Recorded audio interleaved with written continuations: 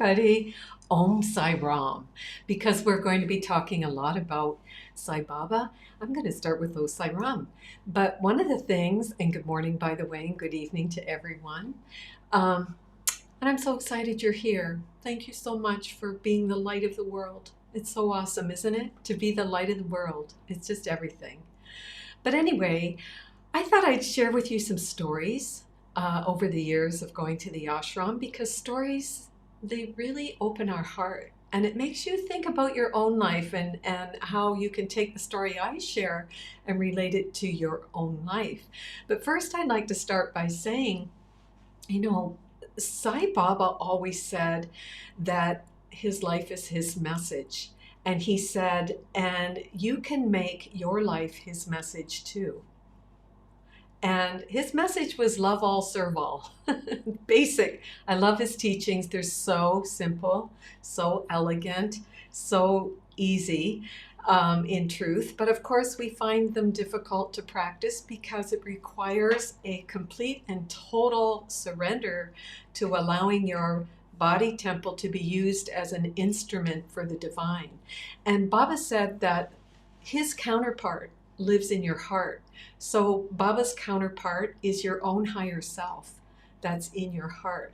And you can call that higher self Buddha, you can call that higher self Krishna or Rama, you can call that higher self whatever you want, but each of us has our own higher self, and Baba is just simply a reflection of our higher self and what our higher self would be doing if it was active on the planet. And what it would be doing in every moment of our life is what Sai Baba's doing, which would be loving all and serving all in your own particular way. Not everybody built an ashram. You're not here to be exactly like Baba, because your own higher self is going to channel through you in a particular way. Your own higher self, my own higher self, is going to use my unique talents and gifts and express through those gifts and those talents. And all I have to do is surrender to my higher self and allow that to come through me. So one of the things that Baba always said too is, and I was just talking, I'm going to say your name, Sue. I was talking to Sue the other day about this. And one of the things Baba always said is, stop reading all those books, because are you going to listen to someone else's opinion? Are you going to listen to another authority? Or are you going to listen to your own authority, your own higher self? So this is the time, as we're approaching the Kali Yuga, getting ready to live in the golden age. We are approaching, and our karmas and all the nonsense is speeding up so we can release it all. And so Baba says, put everything down and go in and have an interview with your own higher self. And an interview with your own higher self would be having a dialogue with your higher self. And that would require being still. You can go sit in nature or go for a walk like Ariana and Celeste and Doreen and be with nature and just have a conversation with your own higher self. This is the time where we have to hold on to the truth, to our own nature. I am so grateful to my Father who's in heaven. My Father always said to me, there is nothing out here. Everything you need to know is right here, baby. And he would always point to my heart. And I love that so much, because it was telling me that I am, the Christ presence in me is my authority. And Baba said this, and I think this is why I loved Sai Baba's teachings. I still love Sai Baba's teaching. In fact, he is my beautiful and wonderful guru. I love what he had to say. His teachings are so simple and profound, but again, practice, practice, practice is something that he would always say. And he would always remind us, we went to the ashram for years and years, and we just didn't always sit at the feet of our beautiful guru Baba. He wanted us to be the love in the world, to show up and be that love, and to demonstrate, make your life Baba's message, or make your life your own higher self's message, which is to extend that love. And we also learn this when we read the Course in Miracles and other spiritual texts. But this is where the rubber meets the road right now, here today, as this karma is speeding up. And I mean, we do read, karma in and of itself is an illusion, and that's all fancy words. And it's, yeah, in truth, it is. It's true. But the problem is, we haven't released our karma. We haven't released the negative beliefs. We haven't released the negative thoughts. And so there's no point in being lofty about saying, karma in and of itself isn't real. Well, if your life isn't working for you, it is real because you're believing it to be so. And now you're suffering, right? So we need to get down and dirty and figure out, well, how do I release this karma? And so Baba said, he talks about the yugas. There's different yugas, different times on the planet. They're about 5,000 years each, where, the descent from light into darkness. And we are in the Kali Yuga, which is, hi, Yuli. Good to see you. We are in the darkest time of the Kali Yuga, and we will be making our ascension. Hi, JC. And so he reminds us that this is the darkest time on the planet, and that there is a celestial speed up, meaning that our karmas are in our face faster and faster and faster, because in order for us to live in the golden age, we must release our karma. And so you can see this as we look out. Mother Earth is a reflective planet, and she is showing us the karma that we are holding inside that we really need to release. And that karma is just, the whole list of everything that you say is wrong with you. The attachments to the body, and the attachments to all the desires, and, the pride and the arrogance and the anger and the jealousies and all this and that. And, I just hear this message coming in. I remember being in the ashram and somebody saying, there was a woman screaming her head off, wanting Baba's attention, and the whole Sai organization was just so fed up with her. That's the organization, right? There's so many organizations in the world, the politics of organizations, but truth prevails. And so this woman was having a meltdown, screaming she wanted Baba and this and that. And the Sai organization was pretty upset because she was disrupting darshan. And the next thing you know, this woman is in the car with Baba. She's actually driving in the car with Sai Baba. And so apparently at the next meeting, one of the higher ups in the Sai organization, brought it up to Baba, like, this woman was so disruptive. And Baba, why is she with you driving around in your car? And he said, Baba was funny. He was very joyous and happy. And when he got angry, he was just playing anger to get a point across. But Baba was always happy. And he said, I have her in the car with me because it brings up your jealousy.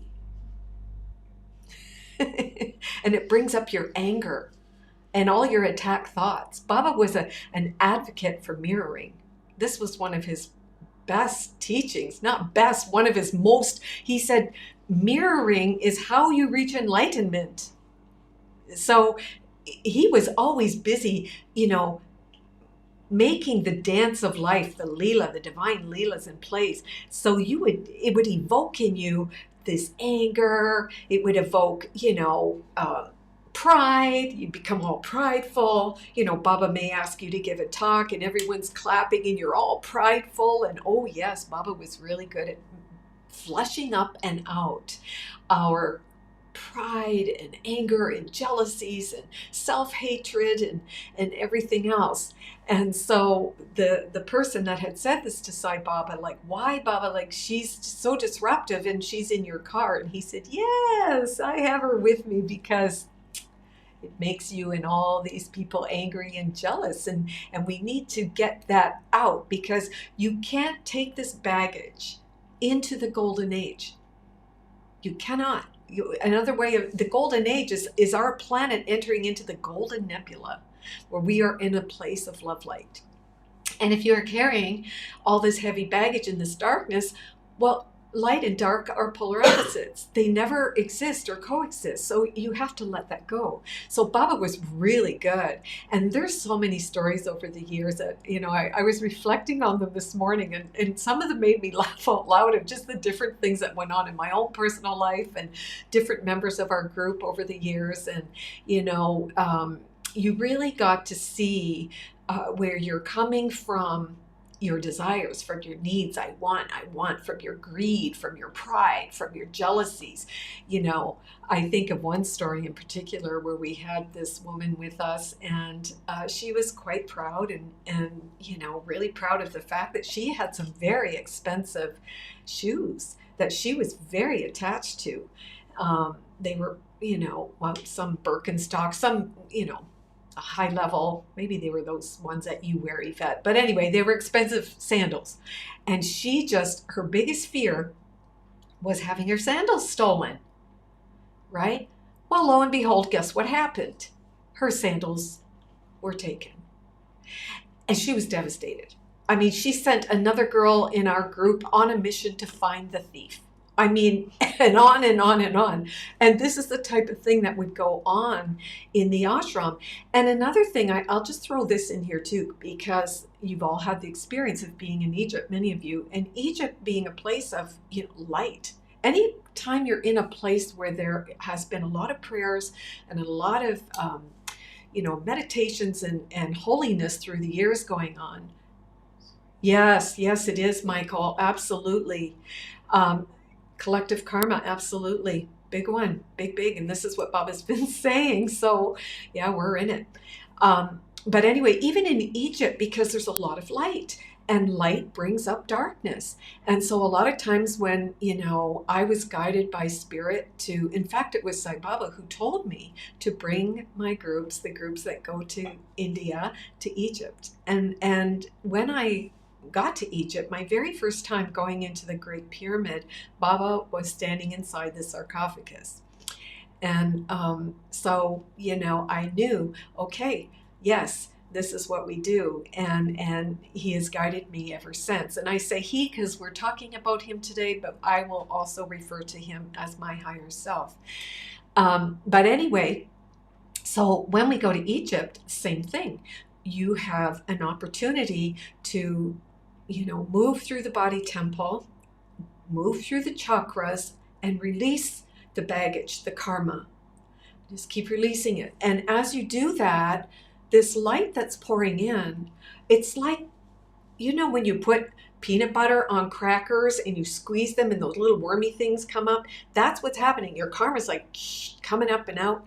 And it brings up the things that you didn't know about yourself that you discover when you're in the light. And sometimes, often, all the time, it's not very pleasant, but it's very healing.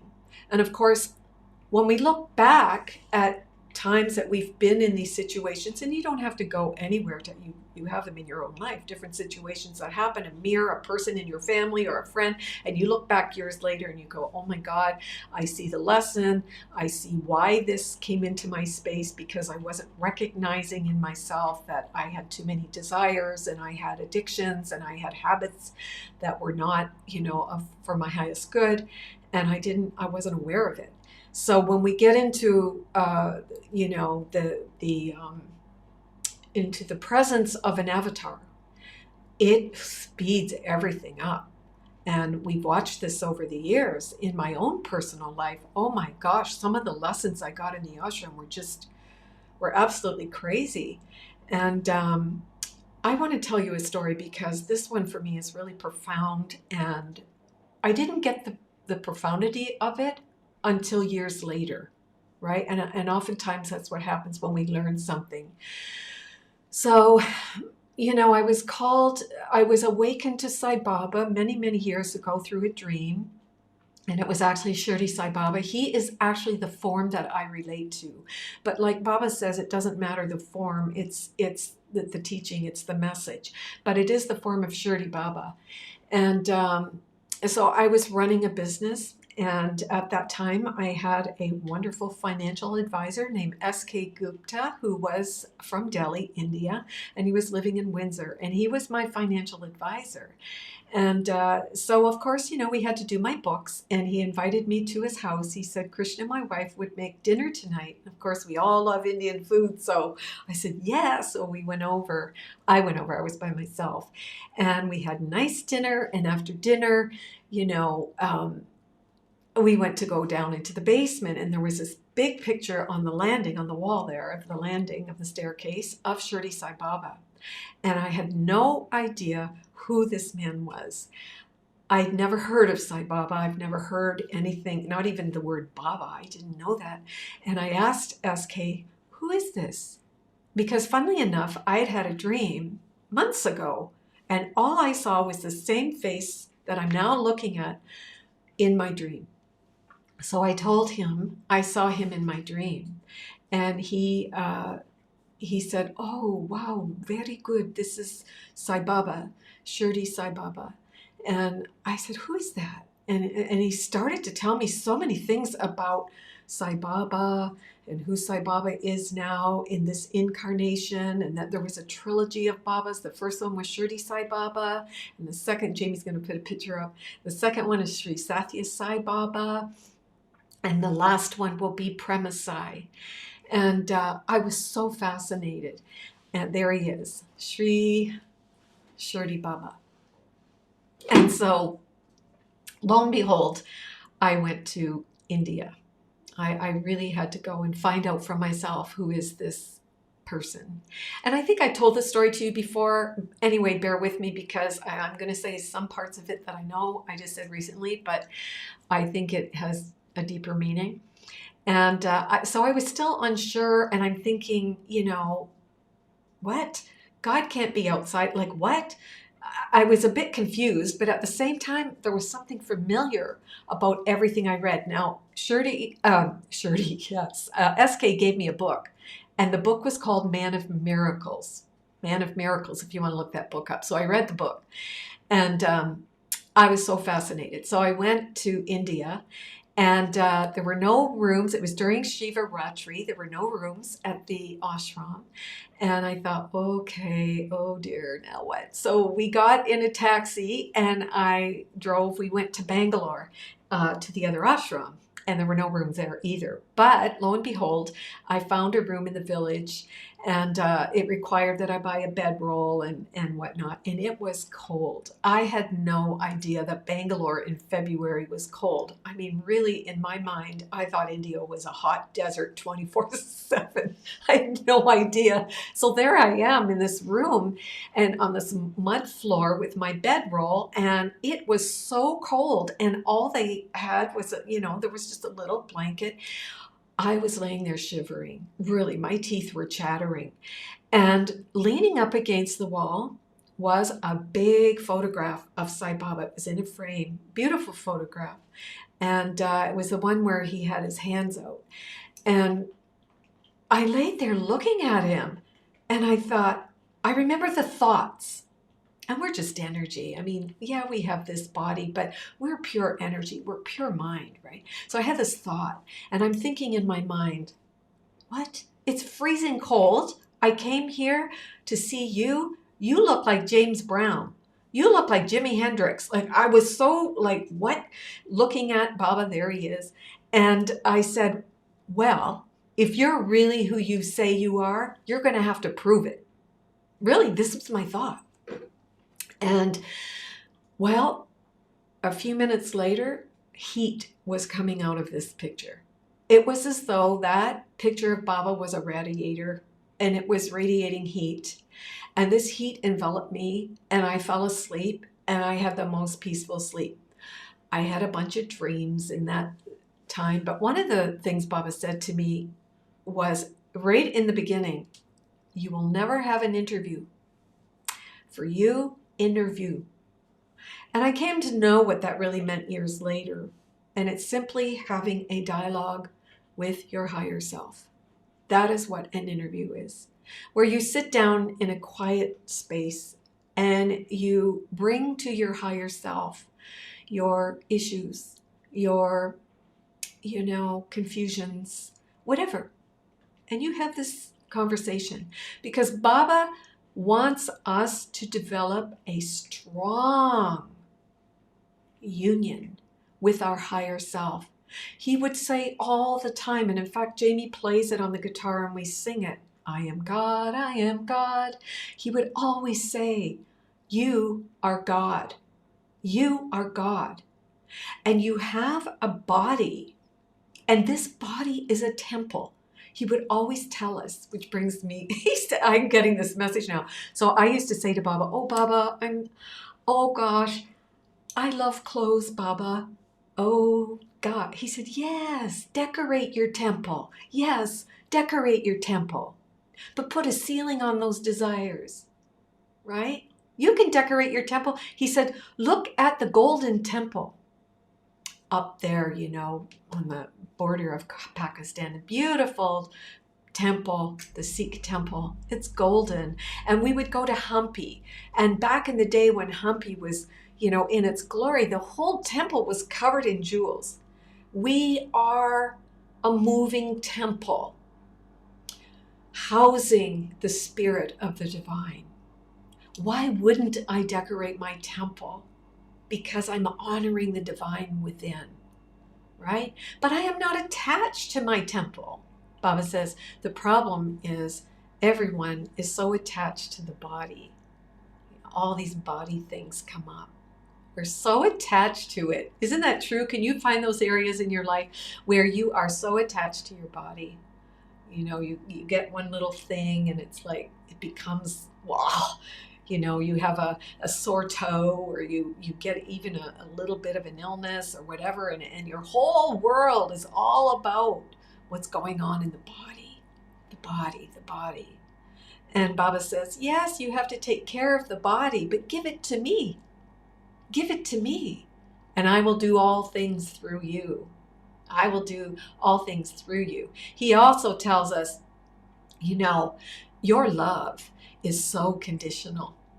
It's so conditional. And he said, you can't love in the same way I am that can love, because you're so identified with the body. So your love becomes very, I love you if you're nice to me, and if you're not, I don't like you. And Baba says, when you find yourself in a situation like that, you just simply say, can you just love them through me? Can you please love them through me? Because as Jesus said, I of myself can't do it, right?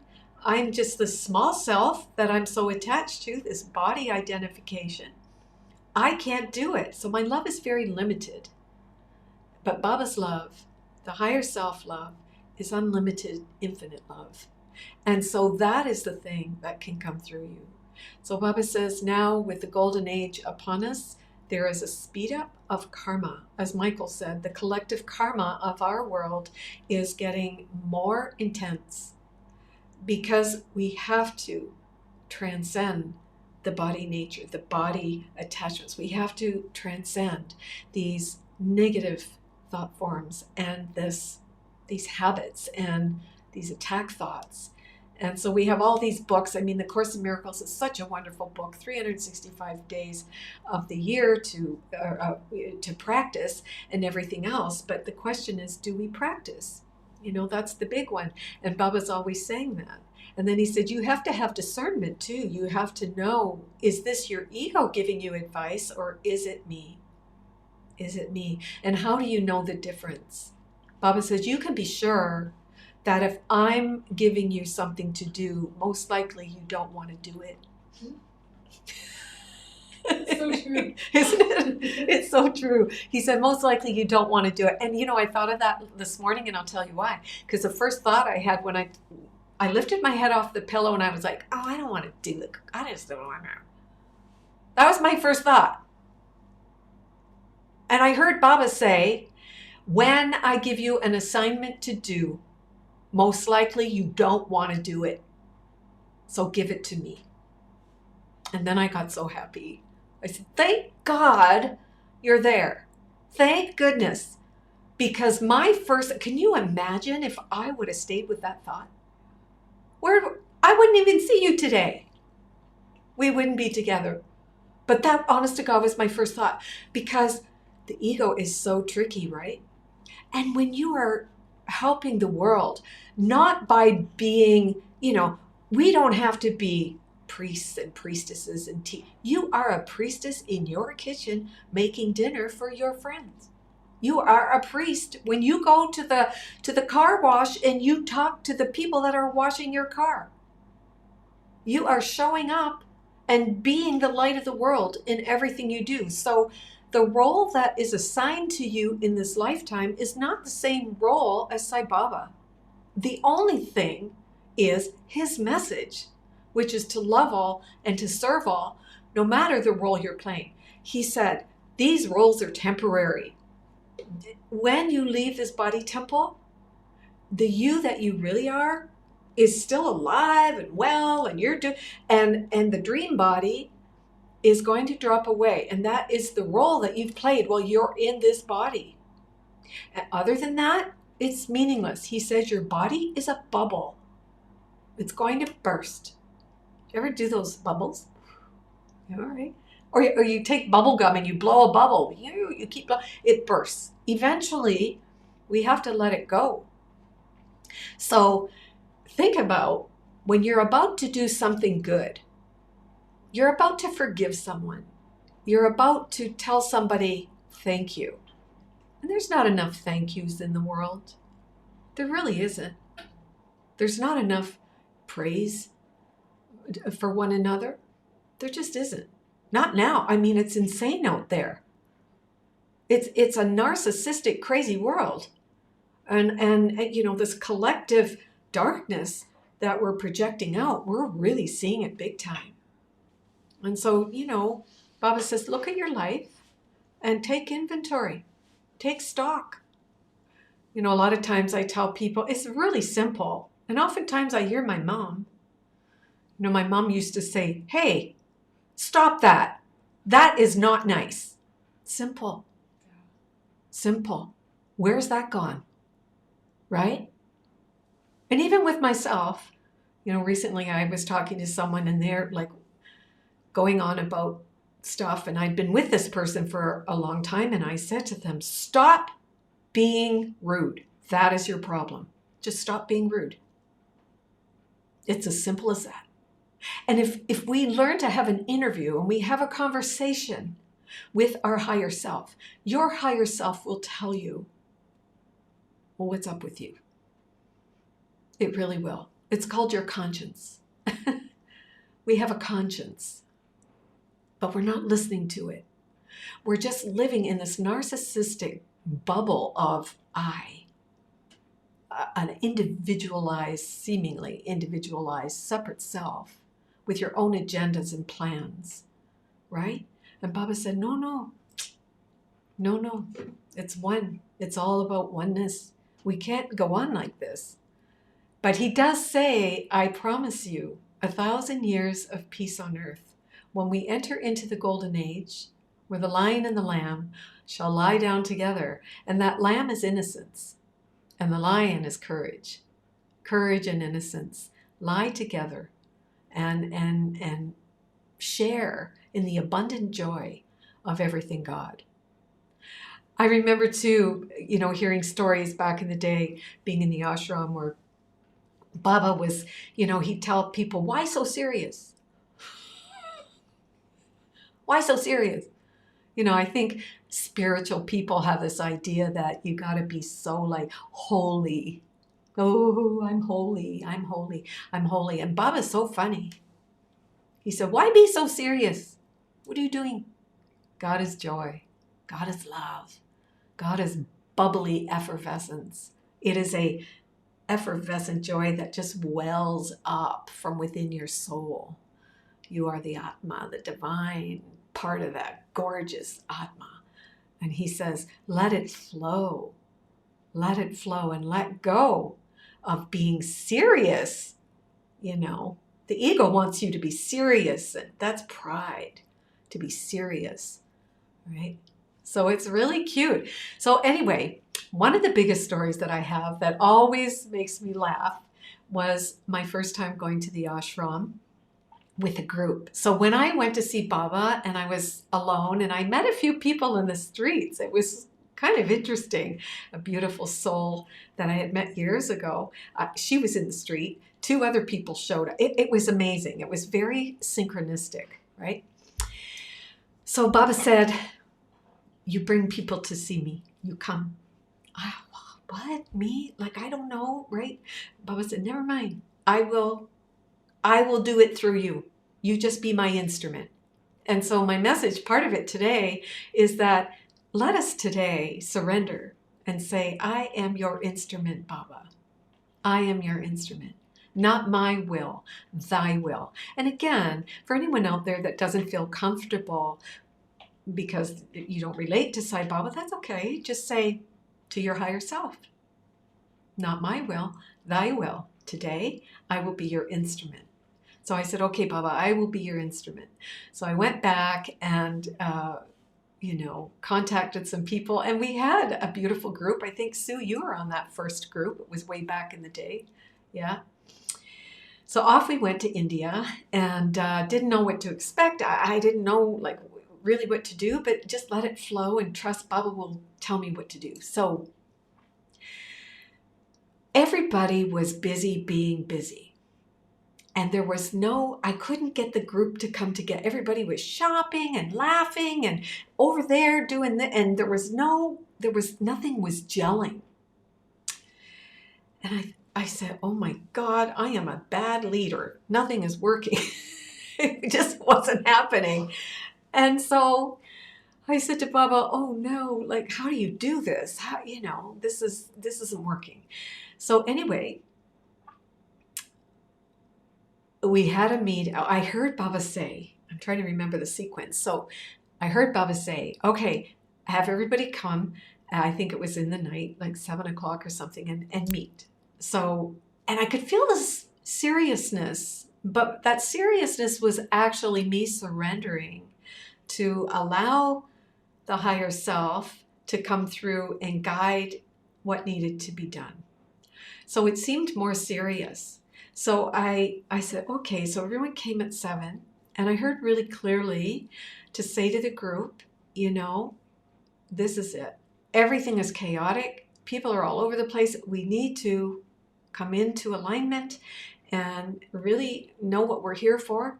And we're going to get up early in the morning, and we're going to start the day in silence. Let's start there. Remember that, Sue? No talking, not one word, not even good morning. Just have an interview, be with yourself.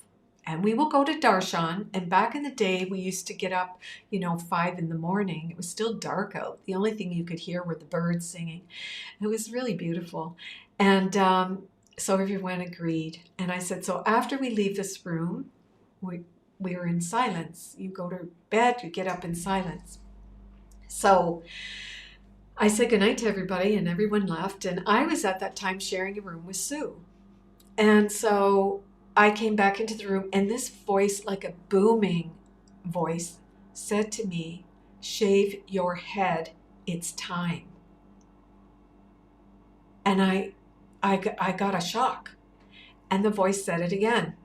It was Baba's voice. Shave your head, it's time. I just went on automatic pilot, and Sue can vouch for this. And I looked over at Sue and I said, Sue, can you shave my head? And Sue got a shock. It made her anxious and panicky, like, what? Right? Yeah, you can unmute if you want, Sue. Yeah.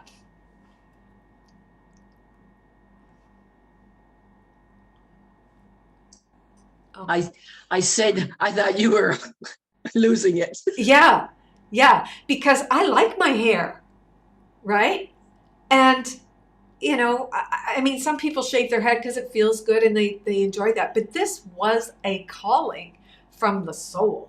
It had nothing to do with anything else. Just shave your head. I heard this. Sue's like, what? I said, no, Sue, really, can you cut my hair? Can you shave it?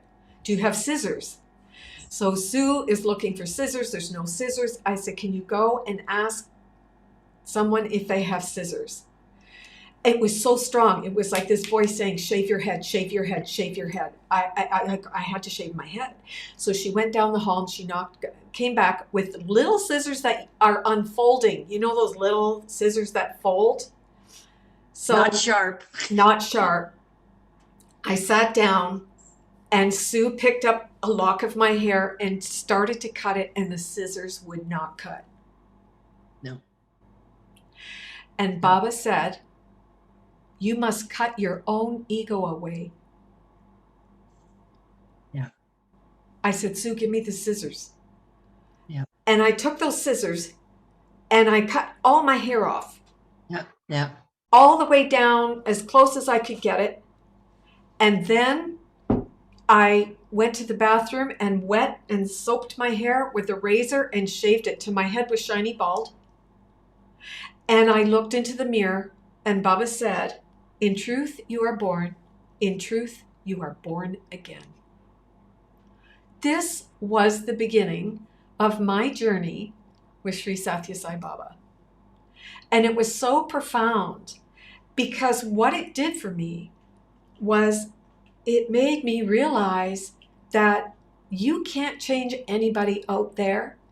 You are not here to change anybody out there. You are here to cut your own ego away. You are the change that you are looking for in the world. And it was so, it put me in a place of complete oneness with my higher self, with Baba. I had no desires. I had no cares. I had no fear. There was nothing there. Only a divine consciousness that had been overlaid with stories upon stories upon stories. And in that moment, it was completely gone. It was like a snake shedding her skin, and there was just pure love light.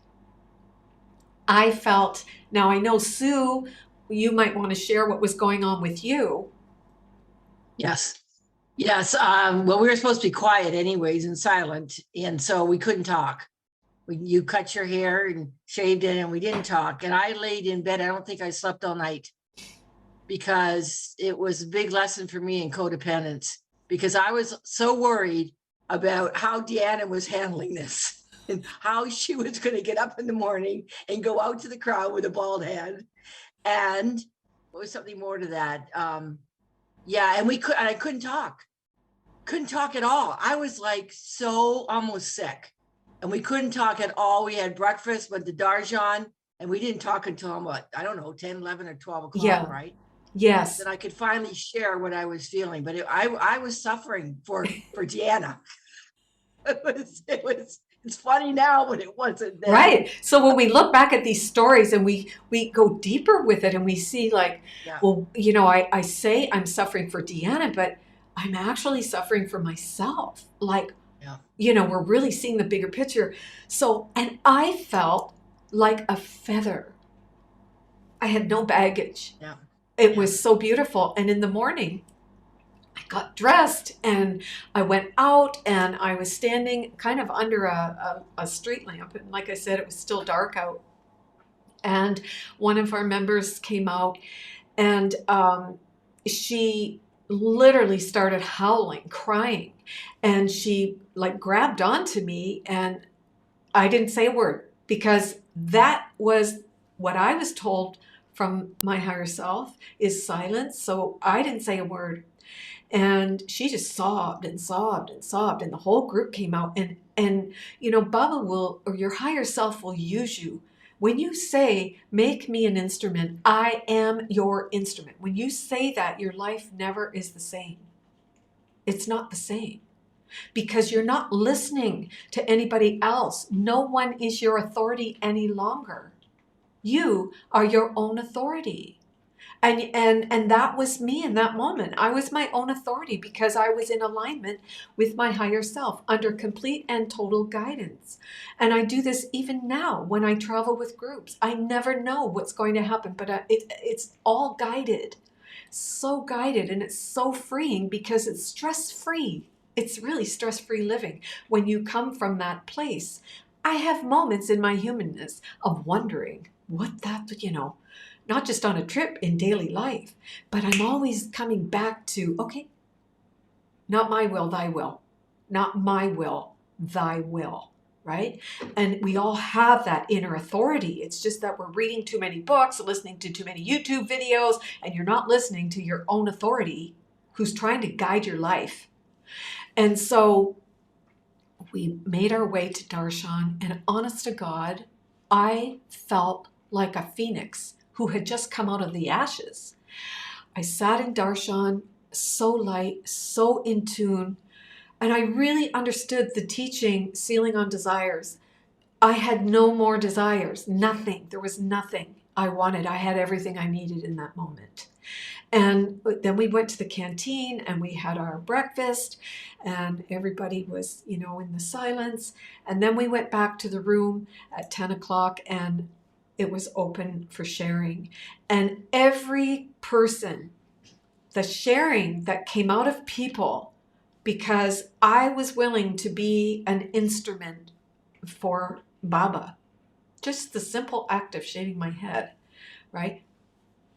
That willingness to listen and to follow, and then to hear the feedback coming from people, it was so beautiful. And what it did, it actually elevated and activated and moved people more toward their own higher self. It's just amazing what happens when you follow your own higher self. You follow your own inner authority. In some cases, you may feel like people may feel threatened by you because you are doing what they wish they could. You are demonstrating, and you're not preaching. You're not saying a word. You're just living a joyous life. You give other people permission to do the same thing, to move into their own inner authority and follow that and do what's right. Right, meaning in right-mindedness. Because no one who's not in their right mind would give up peace.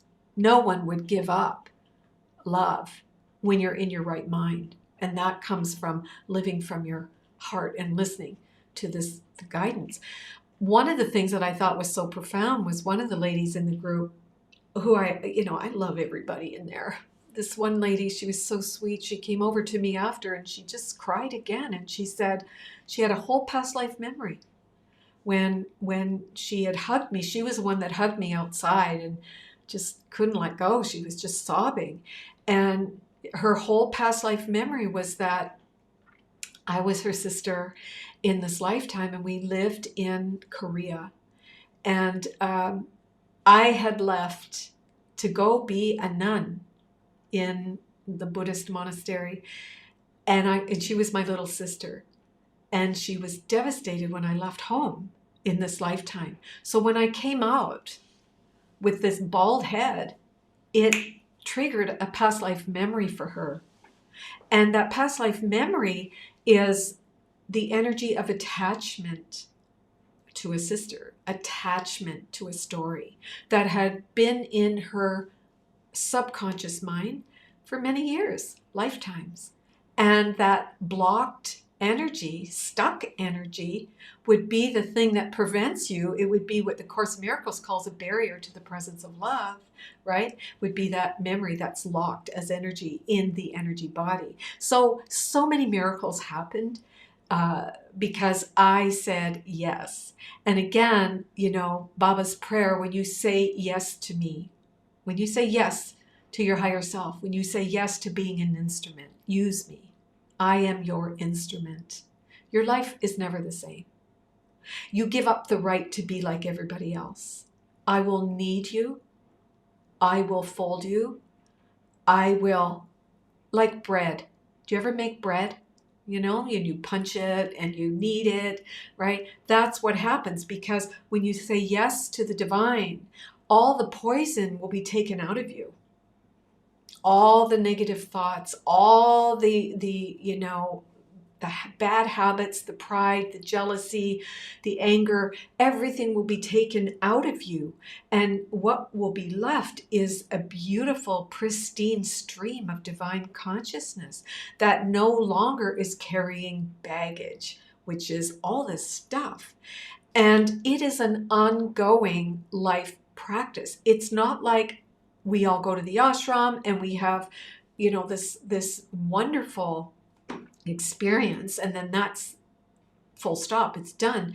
No, these layers of stories that we all have will be continuously brought up for us to remove. These are the barriers to the presence of love, the blocks to love. So our love, until all of this is removed, we are conditional lovers. We only love you when, we only love you if, we only love you, you get the story, right? But even in that, if we can be aware of it and say to your higher self, Baba, come through me. Come through me. I am your instrument. I am surrendering, and I want you to run the show. Be my puppeteer, Baba. You be my puppeteer, and not my will, thy will. And that takes courage. It really does take courage. We stay in unhealthy situations because of attachments and desires. We stay in situations that are no longer good for us because of money or because the bed is warm or for whichever reason, and the whole time your higher self is speaking to you, but you haven't been still enough to listen to that inner authority and trust that it knows best. Your higher self, our higher self, knows what's best for us. And another way it's said is by Jesus in the Course in Miracles when he says, what you think you want will kill you. And Baba just says, follow me.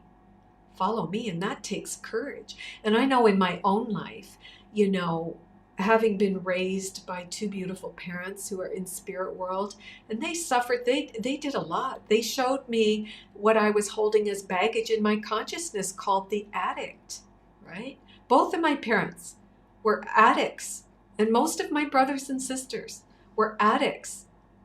And they showed me what was left unhealed in my own consciousness. And I could make a choice to continue on that trajectory of addiction or to forgive it and get over it and let it go. So can you imagine? We all have our childhood stories, right?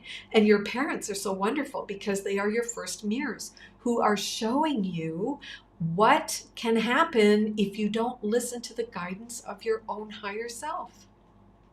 And it's pretty ugly, isn't it? When you don't listen to the guidance of your own higher self. We have a tendency to repeat what our parents did. We have a tendency to believe what our parents believe because we are not listening to our own inner authority. So it takes a lot of practice to do that. And over the years, as I grew in my own spiritual development, in my own trusting of my higher self, I was able to let go of so many things, so many beliefs, so many ideas and thoughts and habits, and I was able to let go of them and still continue to practice every day. And again, in my humanness, I have my moments, but I have awareness, and that's the key, isn't it? ABC, I think our dear Dr. Aaron used to say, ABC, awareness before change. And so if you are aware that you have a tendency to be a certain way, now you can make another choice. So over the years, all the different experiences that went on at the ashram, and then when I would get home, after having brought a group, and it just so profound. And so I really have such a deep gratitude for all the work that I've done in past lives and all the work you've done in past lives that you could be sitting here now, today, this morning, spending Sunday morning, listening to, some Dharma. You've done a lot of work in past lives to get to this point because many people are not doing that. And that's okay too. Again, it's not about them. I shaved my head because that was my inner authority telling me to do that. Change me. Don't change anybody else. And Gandhi told us, so cute. Gandhi always said, be the change you are seeking in the world, right? And have you ever tried to change anybody, by the way? Have you ever really done that? And they seem to have changed. Doesn't last. They tried to change for you. It doesn't hold. It doesn't hold because they didn't do it for themselves. They did it for you. And it won't hold. It just can't. I've had that experience where someone tried to change for me, thinking that I would love them more if they change. It didn't work because that's not who they are, right? And when you get to a point where you say, I want you to be you, and I love you just the way you are, and maybe that doesn't work for me, I can't be with that or live with that, that's just not working for me, but it doesn't mean I don't love you. You are free to do what you do. Remember, Jesus tells us in the Course in Miracles that the Holy Spirit's curriculum is highly individual. So the way that you get to wake up is highly individualized. You might take the country road, right? You might take the freeway, but everybody is free to do it their way. And nobody's right and nobody's wrong. Baba says, there is no single person on this planet that is better than you. And you are not better than anybody else. I love that. Such a simple teaching. And I think many of us can think back, where we learned that in school. Maybe we learned that from a parent or from a teacher. You're not better than her. No, maybe she's a little bit more advanced in terms of, being smart in math. But it doesn't mean that you're any less than her. And so what's happening now in this crazy time is that all this ooey gooey darkness that we've carried for lifetimes in our subconscious is being projected out, and we're seeing it in the collective, and it will keep escalating, and Mother Earth will keep reflecting it back, unless, until we may be forced to wake up. Probably will be forced to wake up. We seem to learn through getting slapped rather than, making the changes we need to make. For example, you know where you need to make changes in your life. How do I know that? Because I know where I need to make changes in my life, right? And we're all one. We all have the same thoughts. We're all human. And oftentimes we have something we know, I need to stop doing that. That is not for my highest. And you keep doing it. You just keep doing it. Why do you keep doing it? I don't know why. I just don't know why. And then the result isn't good. It takes you down.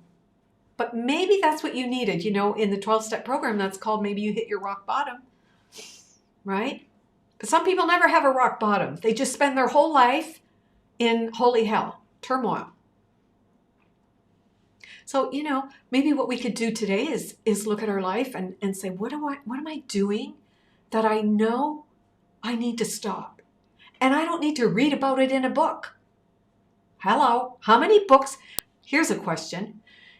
Think of something you've had going on in your life, okay, that you needed to stop, and you bought a book about it. You just bought a book about it. Then you read the book. Or you might have read 50 pages and thought, I know this. You threw the book away. Then you went back on Kindle and you thought, well, there's got to be another book that has, the answer. And you bought another book. And then you bought another book. And then you listened to a YouTube video. And then you contacted this. And then you took a class. And then you did that. And your higher self the whole time is going, what about me? What about me? What about me? I'm here. I'm here. And I'm telling you, put it down. Put it down. Put the food down, put the drink down, put it down.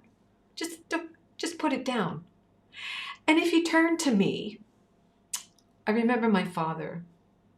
He was a full-blown alcoholic. His suffering, it's not all he was. My father was a genius. He was my sweet, sweet father. I loved my dad, but he had an issue, and it was called alcoholism. And he read about it. My father was an avid Bible reader. I'd go in the bathroom and there would be the Bible. The Bible was in the bathroom. I think he read it on the toilet. And he would have the Bible there and he'd be reading all these things. He just knew if you asked him, well, where does it say that in the Bible? He would tell you what verse, what chapter. He read all the books we had a library pretty much in the dining room. The books went from the floor to the ceiling, and they were like theosophical books. They were esoteric books. My father was just so well versed, well read, but he had a problem with addiction. And I remember one day he said to me, "You see all those books there?" I said, "Yeah, Dad." He said, "They all say the same thing. It's right here. It's right here." And he said, "We're not listening." He didn't say those exact words, but the gist of it was that we have to listen to go in and listen. And years, he said he kept reading all these books, looking for the answer, trying to get the answer. And then one day, after years of one thing after another happening in his life, and I mean, it was like traumatic and not good, Addiction is a spiral into hell, isn't it? Anybody have any food addictions, alcohol addictions, cigarette addictions, any addictions? It will take you down. It'll affect your health. It will affect your life. It'll affect everything. And things were not going good in my family. I mean, to the point where he lost the house. We lost everything. There was no house. There was no furniture. There was nothing. In fact, it got to the point I had gone on a vacation with my friend between grade 9 and grade 10. And when I came home, my house was empty and the grass was 2 feet high and my cat Daisy was on the porch. I said, "Daisy, where's the family?" Everybody gone. No furniture in the house, nothing. I was 14 or 15. So, what do? I called around trying to find my parents. And they were both alcoholics, drunk, having a party, doing their thing. And they said to me literally, "Can you find somewhere to live?" Thank God I had, even back in those days, the spirit of creativity, I would call it, in my heart. There was something there that gave me that feeling of, I'm going to be okay. I hopped on a Greyhound bus and I went back to Wallaceburg, an old town that I used to live in, to live with an old friend that I had in grade 7, something like that. And when it all came together, meaning when my parents got sober and everything turned around, I look back at all these stories and realize that if that wouldn't have happened, I could not be as powerfully strong, healthy, and courageous as I am to this day, right? You have a story like that. I know you do. Some traumatic story from your childhood. The energy of that story remains locked in your subconscious. It's still there. And so anytime, let's say, so we could call that, in my story, we could call that abandonment, right? I mean, come on, you go home, the house is empty, there's nothing there. Your parents tell you, "Can you find somewhere else to live?" Like, hello. That could be called abandonment. So as I grow, anytime there is a trigger, anytime somebody maybe want to leave me or move away or do something before this is healed, right? I would react in the same way as what was happening in that moment when they said, "Can you find somewhere else to live?" And this is what Baba's talking about right now. These locked energies, these locked memories that are still in the subconscious. They're still there. And when you find yourself reacting in anger or in fear of abandonment or whatever that fear is, what's happening is that you are reenacting what happened to you then at 15. Now, in my case, at first it was like, what? And then it was like, yay. I get to go back and live with my friend in Wallaceburg. I get to take a Greyhound bus by myself. I had something in me, thank God, and that comes from lifetimes that gave me a feeling of it's going to be okay. But there's also the story in there but they are my parents. They should. We all have a story. Go back and think about what you expected from your parents. He's my father, and because he's my father, he should, and fill in that blank. She's my mother, and because she's my mother, she should have, and fill in that blank. Right? And these are all the stories that we have told ourselves and the expectations we have of our parents. So I would still have had in my energy body, in the subconscious, the story of they should. They should have cared. He should have cared. My father should have cared. My mother should have cared. No. Baba says, I give you your parents so you will turn toward me. It's so awesome, right? I give you your mom and dad so you will turn inward. Because your mom and your dad are mirrors of what's left in your subconscious. The first mirrors. They show you exactly what's left in your subconscious. And anything you react to, even now, at my age, if I react to something, that is not because of that thing. It's because in my primary years, I am reacting to what I thought should have happened then. And it just keeps going on and on and on. So Baba's speeding everything up now. He's speeding everything up so that we can really look into the mirrors. Here's another one, and everything will be used, okay? Everything, even your animals will be used. For example, I have a treadmill. And I'm going to tell the truth here. I hate exercising on a treadmill.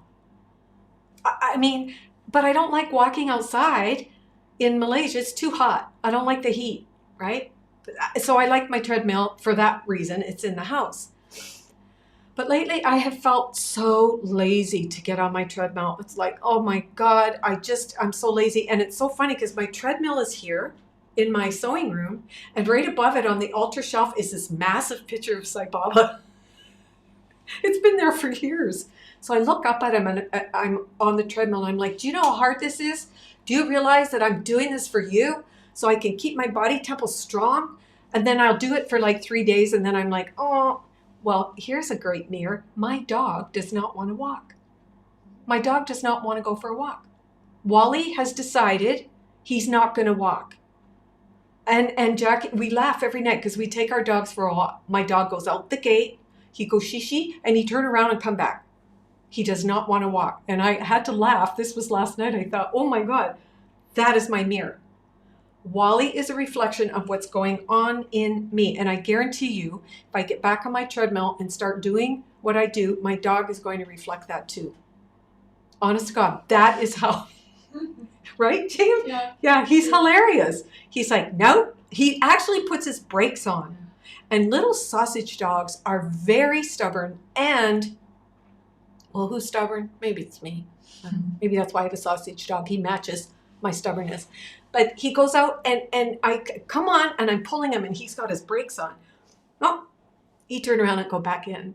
So the mirrors are getting bigger. They're getting more magnified. We are in a hall of mirrors. Everything is a mirror of what is in our subconscious mind, what we don't know about ourselves. And I know it sounds so repetitive because we say this all the time when we do these talks, but really now it's about put the books down, put it all down, have an interview with your higher consciousness and ask,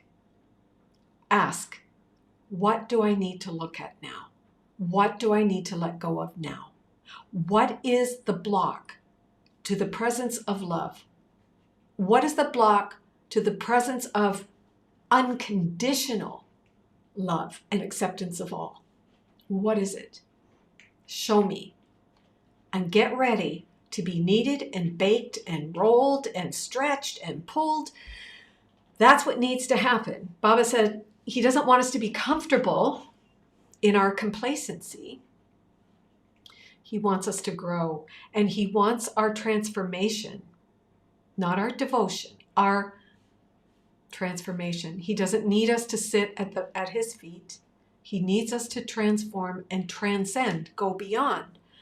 the body, but you can't go beyond it until you seriously take a look, have that interview with your higher self, and stop reading about it in the books. Stop reading about it. There's just too many books out there. Everybody's sending this, sending that, everything, stop. Who cares? Just stop. I had a friend once bring me a book like 25 years ago. And I said, just put it in the desk. And I'm like, how do you even know I need that book? And why would you bring me that book? And have you ever read the book? Right? We're so quick to want to fix other people. Baba says, no. Stop. Stop trying to give everybody what you think they need. And you show up and demonstrate. He said, my life is my message. He said, I am God. You are God. Only difference, I know I'm God and you think you're the body. Attached to the body and the roles that you play in this dream world. And so when you finally give it up and you say, okay, I now am seriously ready to be used by the divine, that means things will speed up. Things are going to start flushing up and out, because we can't live in the golden age with all this baggage, this crazy baggage that we're all carrying. We just can't. Yeah.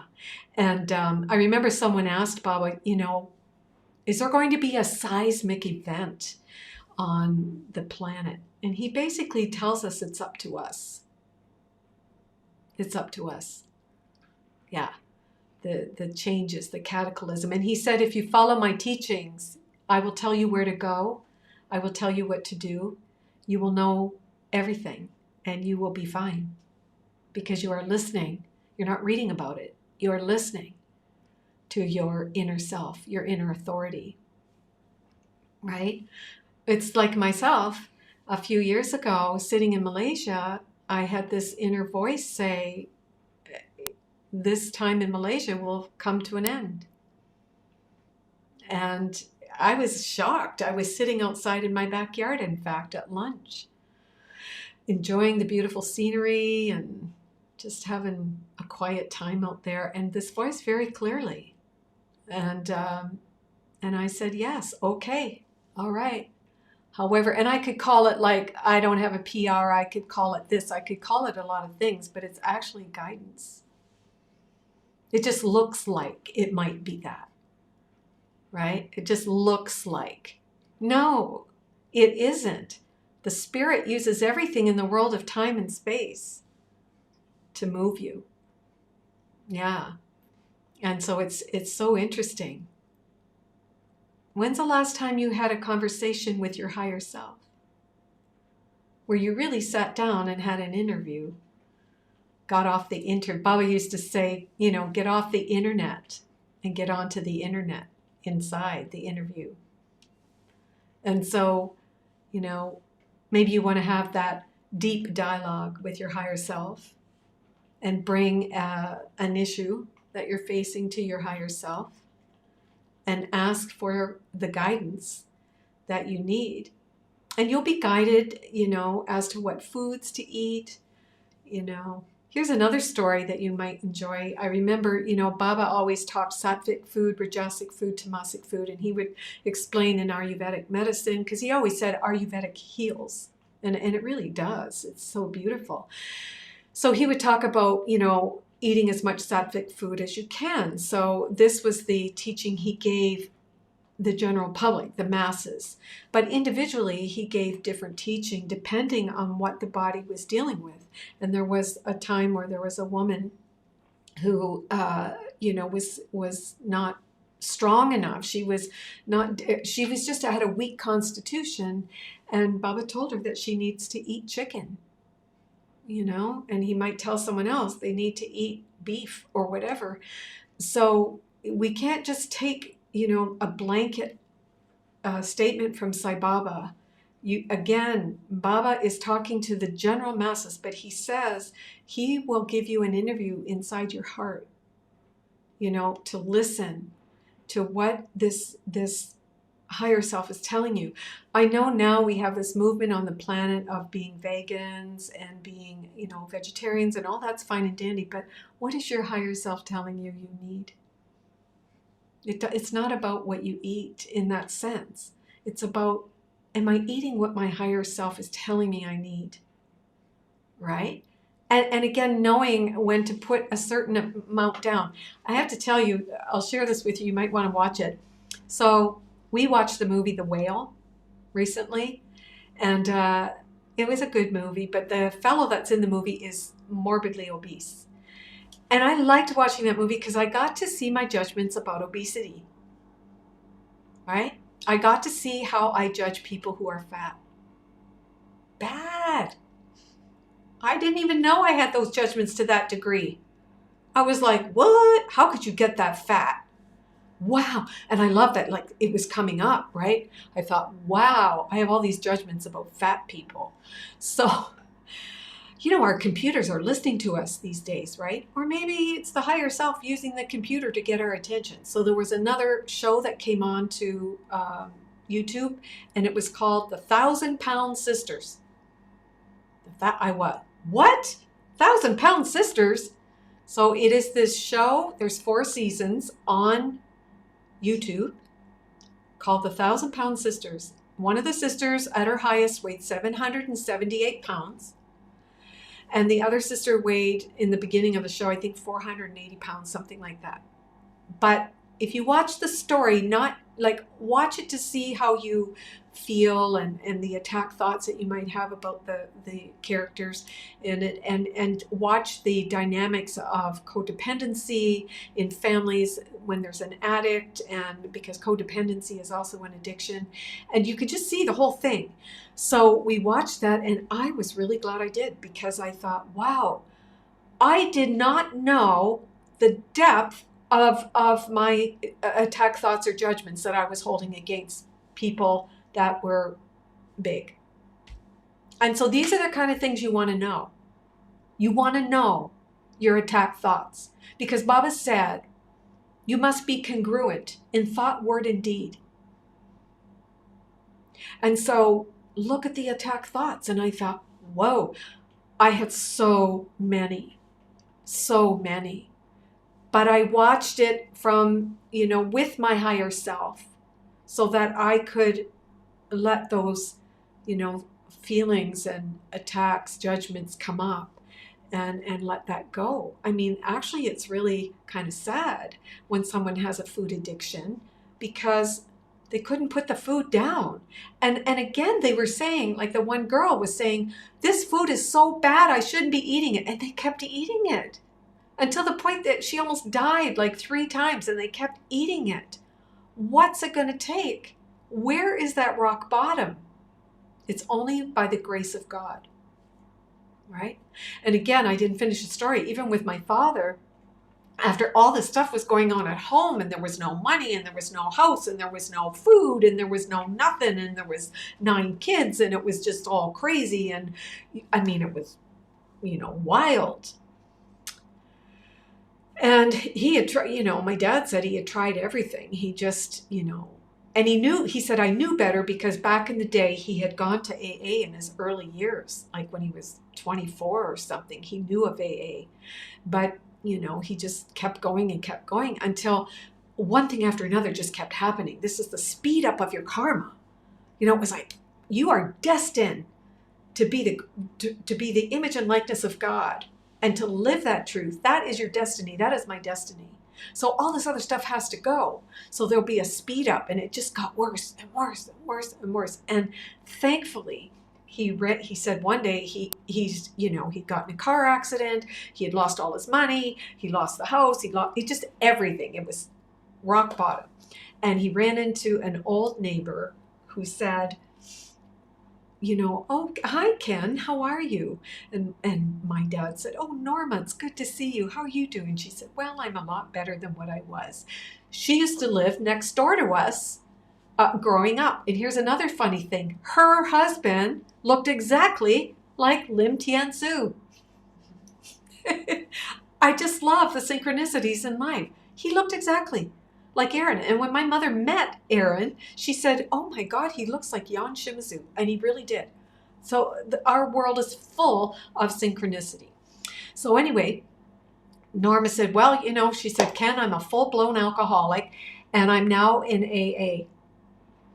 And my father said, wow. And she said, why don't you come and have lunch with me? So he went and he had lunch with Norma. See, the Holy Spirit was using Norma to speak through Norma. And she didn't preach anything. She just said what she said. And so my father wanted to have lunch, so they had their lunch. And he asked her, he said, are you going to a meeting? She said, oh, yes. She said, I go all the time. And he said, could I join you? So he went to his first AA meeting. And my father told me, he said, by the grace of God, my desire for alcohol was taken away. And I never had ever another craving. That's God's grace. And it is only by the grace of God that we get healed. God's grace. I said, really, Dad? And my dad, seriously, he was bad. He was bad. His drinking was beyond. It was really bad. Everything was his health, everything. And he said after that, he never had a craving. It completely took the craving away. And all he wanted was to feel peace. He wanted to get better. And he did. He went to, 90 meetings in 90 days, they say, and he kept going, and then he became a sponsor and all of that stuff. But my point in that story is that when we finally have that moment of awakening, it's by God's grace. It's God's grace. And the grace of God leads us home. Amazing grace, how great thou art, right? It's just, and that's what happens. And so I know when I woke up this morning and lifting my head off the pillow with that thought of like, oh God, I got to go downstairs and do that, or, I'm just telling you the truth. But thank God I had the awareness in God's grace to say, get thee hence. Get thee hence. No way. No way. But as we do this deeper work and as we say yes and tell the divine, yeah, use me. I am your instrument. I am your instrument. Not my will, thy will. And as you do that, wow, you just get guided. You're given the blessings. Everything you need comes to you when you need it. It's just a glorious life. It's amazing. We've all had little bits and pieces of it, right? But it just becomes your way of being. And in our humanness, we will still have moments of feeling angry. You'll still have moments of feeling prideful and jealous, but you'll have awareness. Your awareness will become so much more enhanced that you'll grab it and say, no, let me be happy for my brother that he achieved that. Let me be happy for my sister that she managed that. Because they're all me.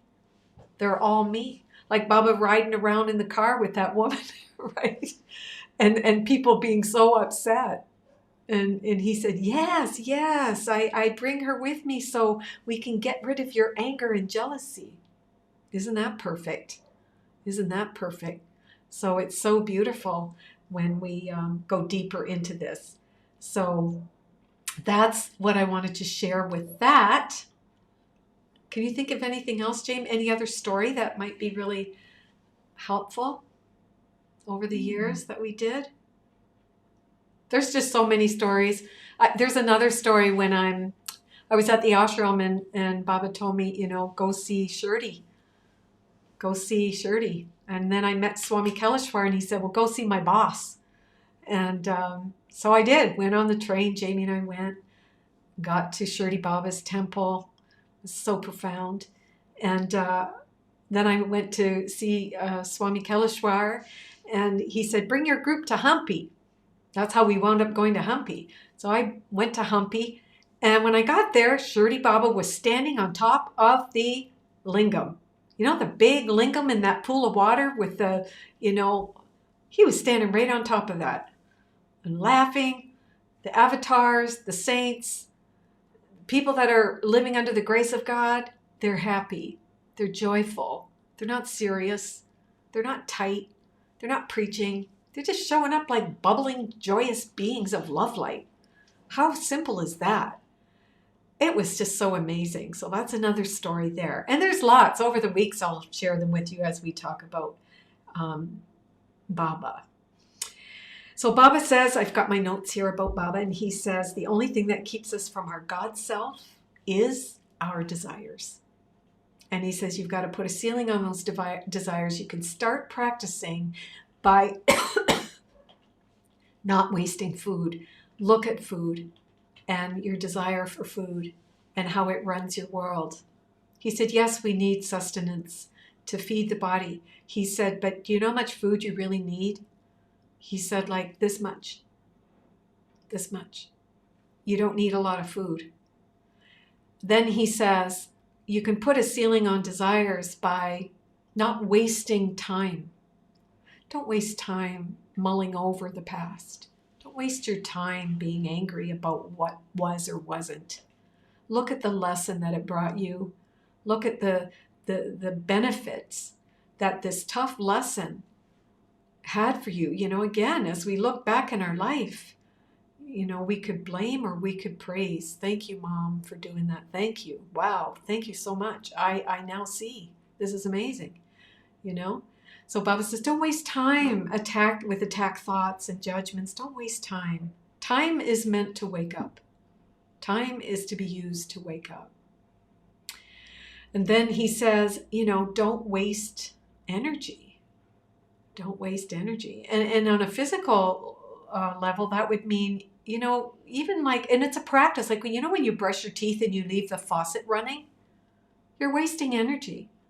Turn it off. Like these are just, it sounds so like, what for? But these are the practices. We've got to train the mind. So these are the practices that can help. Turn the tap off. You know, don't waste the energy. And then again, don't waste your energy on mulling over things in your mind. Just looking for the discourse here. Mulling things over in your mind that are meaningless. You're just wasting God's energy on silly things. He says, stop that. Then he says, do not waste money. Don't waste money. What are you using your money for? You know, money is such an interesting topic, isn't it? It's so interesting because people that get a lot of money suddenly become really prideful. Oftentimes, people who have a lot of money think they own the world. People who have a lot of money can get all of these, you know, different things come up in their mind. And again, it doesn't mean you shouldn't have money. Money is God. But what are you doing with that money? And how are you being? And what is that money bringing out in you? You know, because when you have a lot of money, this money can be used for the greater good of all. But, you know, it's so interesting. People get money and they start hoarding. They're afraid the money's going to be gone now. And again, it doesn't mean I should go and spend it all and give it to you. I love Buddha here. Balance. Balance, right? But Baba says, don't waste money. And then this one I love, and I think it's so important, especially now, do not exploit nature. Do not exploit nature. We have gone out and raped the land. We have polluted the air and the water. We have exploited nature. And I don't know, Mother Nature is reflective. We'll see what's coming back. But it is the result of our own doing, isn't it? So Baba says, don't exploit nature. And here's another thing I want to share with you, the cutest little thing the other day. So I was up early and I took my computer and my phone outside. I wanted to play some music, and I was sitting at my little table out in the backyard, and lately I've been playing a lot of Beethoven. He happens to be one of my favorite composers. And I was playing some classical music sitting in the backyard. Oh my goodness. And before you know it, one little magpie came and sat right close to me on the wire. And it was chirping the most beautiful little song. And then another one came. And now they were singing in harmony, these two little birdies. And the classical music is playing. Dun dun dun dun dun dun dun dun dun dun dun dun, all this. And the birds were singing. And then a third one came. And the whole time, and all three were singing, and it was so beautiful. And they were singing to the sound of the classical music of Beethoven. And you know, the ancient composers were really masters, and they could evoke all kinds of beautiful feelings and emotions with the music. And the birds were just chiming right in. And I thought, this is so beautiful. Nature is wonderful. And when we are in our true nature, and the music of love, the music of the spheres coming through, and we're hearing it through this beautiful brother who composed, you know, the Fifth Symphony and all these wonderful Moonlight Sonata and all these beautiful pieces by our master musician. The birds recognized it and they wanted to come and join in too. It's just so amazing. And so here, I just have to tell you what I did later, because I thought it was so typical of me. So I thought, wow, those birds really like the songs. So I typed into YouTube, horses that like music. And so I saw people, they played their, what is that thing called? Accordion. You know, that thing that goes like that. And all the horses coming running to the gate. Then I typed in cows that like music. And they moved a piano to the you know, the corral where all the cows were, and the guy was playing, and all the cows come to the music. It's just so beautiful. So we don't. What's that cow and Humpy oh, yes. Oh my gosh. And oh, that makes me think of my darling husband who's in spirit world. But one time we all went to Humpy. Sue, you were there, and we were having breakfast at the Shanti restaurant, or the Shiva restaurant, doesn't matter. And this beautiful cow, she was so pretty. She was caramel colored. And she came over, and she was between Aaron and myself. She stuck her head in, and of course she wanted some eggs, I guess. But anyway, she came over, and the owner was like, no. And we didn't care. We just thought it was cute. You know, it was just really sweet to see that little cow there. Oh, the cow started to cry. And a big teardrop rolled, remember Sue? A big teardrop rolled down the cow's face and dropped onto the table. And the Gayatri mantra was playing at that time. And we all thought, it's Sai Baba. You know, Course in Miracles says, when God is in my mind, I see God everywhere. God is everywhere because God is in my mind. So God is in the cow too. And it was just so special. Yeah, that was a great story. Yeah. But anyway. Oh, yeah, and let me just go back to the story of our dear friend who lost her sandals. She never got them back. She just never got them back. Yeah. But even, you know, as the trip unfolded, and at the end of the day, she got such a profound lesson in that. And yeah, so in case you were wondering if she ever got her sandals back, she did not get them back. Okay. All right. So we've talked about putting a ceiling on desires. And now I'd like to share with you about Baba's talk about the 8 flowers of worship.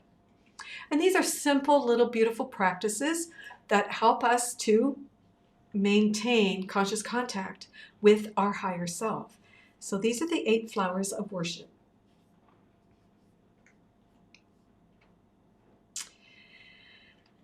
He says they start with nonviolence.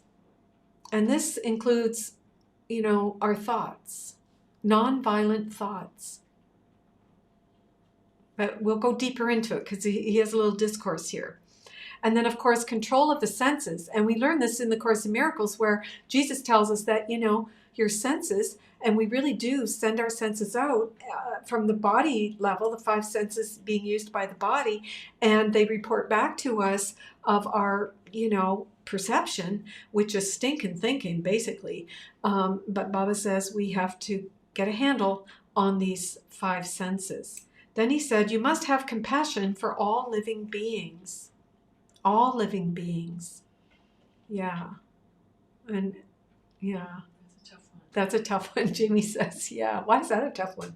Because every once in a while, I'll get a gigantic cockroach in my bathroom.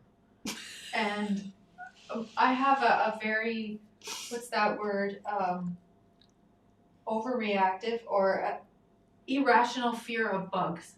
And so it happened, just happened 2 nights ago. I got in the shower and as soon as I closed the door, I swear it was like the size of a bird. And it landed on me and I screamed and ran out of the bathroom. And even Joey looked at me like, say what? He went in the other room and kind of hid.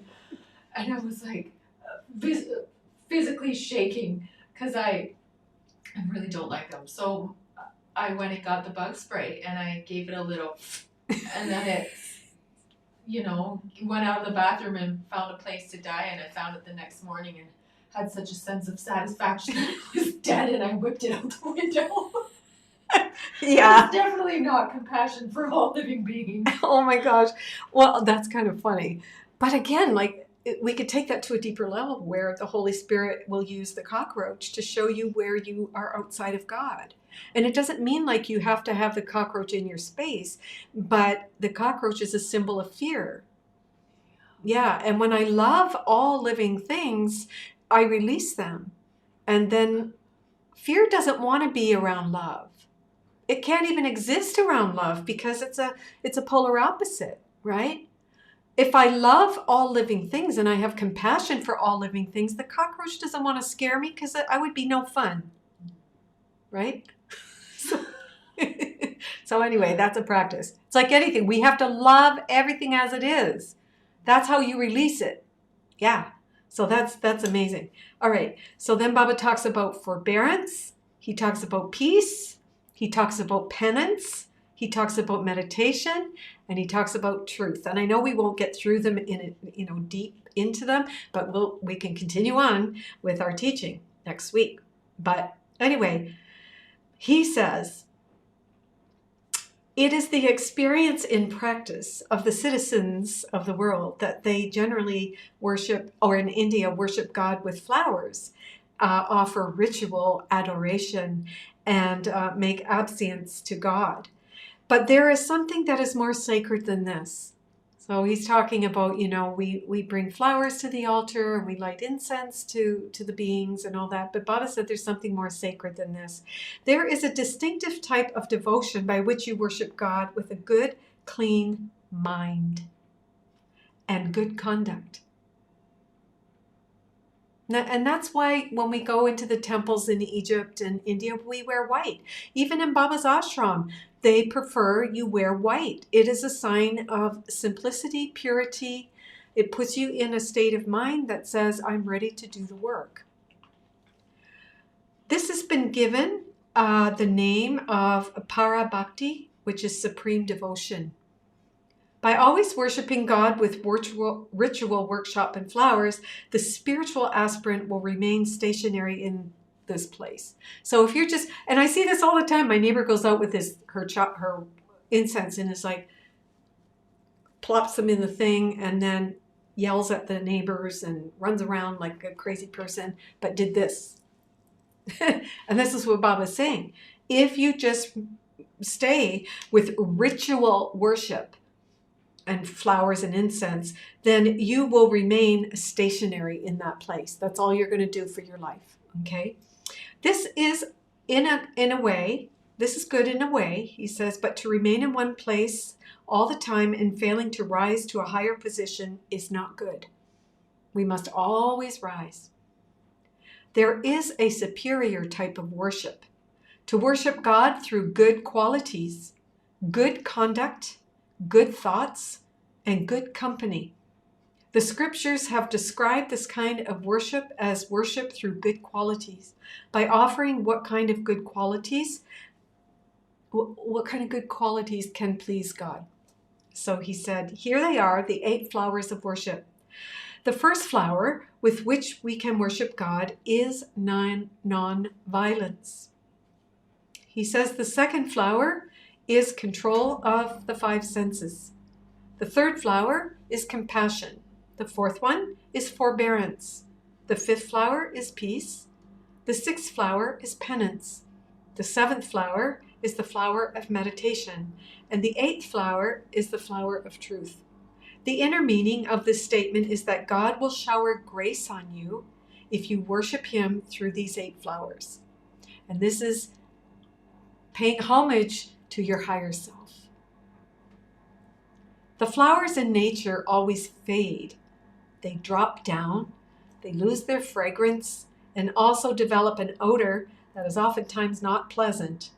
Instead of worshiping with such worldly flowers, which are impermanent, and receiving impermanent rewards from God, we should worship Him with what is truthful and thereby attain a stage that is higher. The flowers that you are using for worship have not been created by you. Isn't that interesting? You are bringing flowers that have been created by the will of God on some tree or in some garden and are offering them back to the Creator Himself. What is the greatness in using the flowers created by God and giving them back to God Himself? That was so cute. Many people bathe in the Ganges River, taking the water from the Ganges into their palms and offering it back to the Ganges itself. This is not what you have created. This is not what you have the right to offer. From the tree of your life, picking such fruits that you have protected and that you have grown in the form of good qualities and offering them to God, there is some distinctiveness in that. In order to promote good qualities, you have to undergo several troubles. So it is through these good qualities that your mind can also acquire a divine concentration. Ooh, we all need concentration now. Everybody's mind is like a mad monkey, especially in this Kali Yuga time. The mind is spinning. You know what I've been doing lately? Crocheting. Yes, making little squares to sew together into a big blanket. Crocheting is such a wonderful meditative practice. It puts you in the zone. And Jamie and I have been doing that lately. And we're told Jackie, if she wants to learn, it would be great for her too, if she wants to. And then the 3 of us can be like 3 little grannies sitting crocheting. Okay. Without good qualities and without good thoughts, how can you fix your mind in meditation? Baba says, only man has 5 sheaths, namely food sheath, life sheath, the mind sheath, the wisdom sheath, and the bliss sheath. One with the mind experiences pain and pleasure. Oh, wait, I got ahead of myself. Wait, back up. This is the first flower. That was part of the first flower. Okay. So that line that we ended with, without good qualities and without good thoughts, how can you fix your mind in meditation? That was the end. All right. Now Baba says the first flower. The first flower is the flower of non-violence. We regard the word non-violence to mean not causing harm or hurt to other living things. The true meaning of the word is not to cause hurt and harm to any other living being through your thought, through your word, through your deed. And Baba always said, we must be congruent in thought, word, and action. This has been called Triputi, which means the summit of 3 in spiritual parlance. All of them should be harmonized and brought together as one unit of flower. This is the flower you offer to the divine. We find doctors performing surgeries on patients to cure them of their ailments.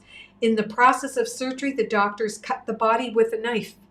You cannot call it an act of violence because it is beneficial to the patient.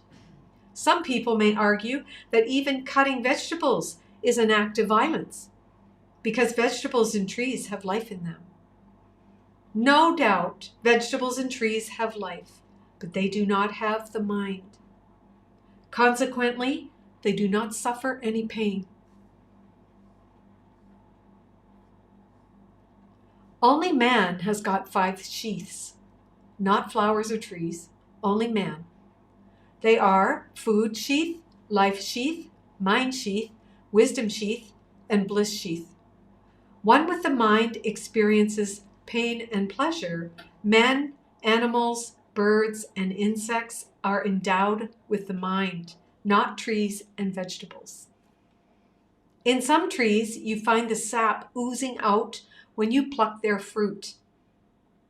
Oozing of sap from a tree is a natural phenomenon, but some people mistake it for tears of suffering. I remember one time doing a retreat here in Malaysia at some lady that wanted me to do a talk on something, and I was at a retreat a couple days. And so after, she was picking some flowers, and this thing happened. There was some sap oozing from the branch, and she got down on her knees and begged forgiveness from the plant.